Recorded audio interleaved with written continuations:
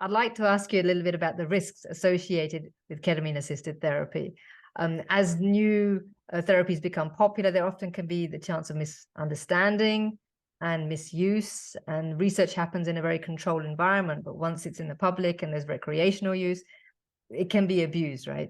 So I just wanted you to speak to that, both for the practitioner and for the patient. Yeah, for the practitioner, it's interesting. So the UK has had its history with ketamine becoming very popular in the 1990s in the rave scene. And so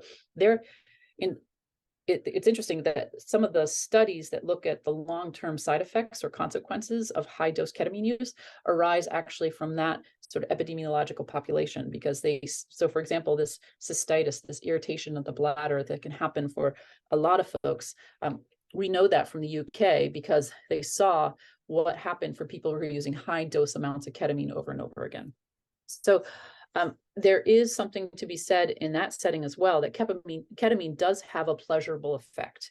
It feels very, very nice to not feel anxious or depressed for some period of time.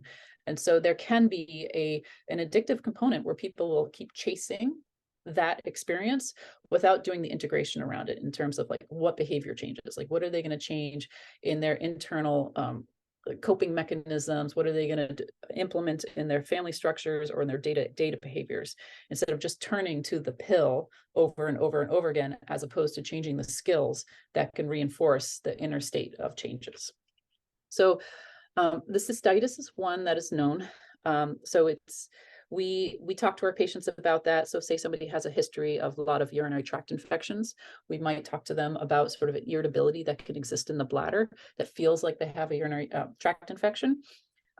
So that's sort of the biggest risk in terms of high dose ketamine use.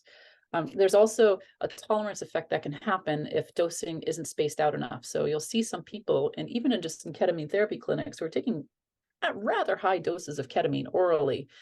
And it's one of those questions again of like, how much are they really relying on the pharmaceutical effects of the medicine and not necessarily doing the life changes that should be connected and associated with it in my integrative medicine mind.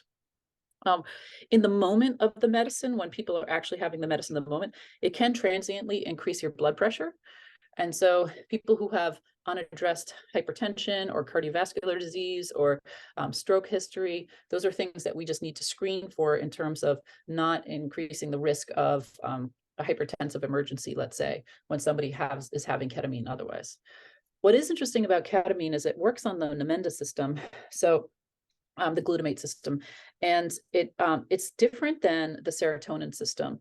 So it actually has a lot less counter interactions with other medications, which is fairly nice compared to, say, MDMA, where you can't be on any stimulants, you don't want to be on any selective serotonin reuptake inhibitors or other medicines like that. So there's not a lot of concerns about drug interactions, but we want to be careful about kidney disease, renal disease, pregnancy, just sort of more standard precautions when people are working with this medicine.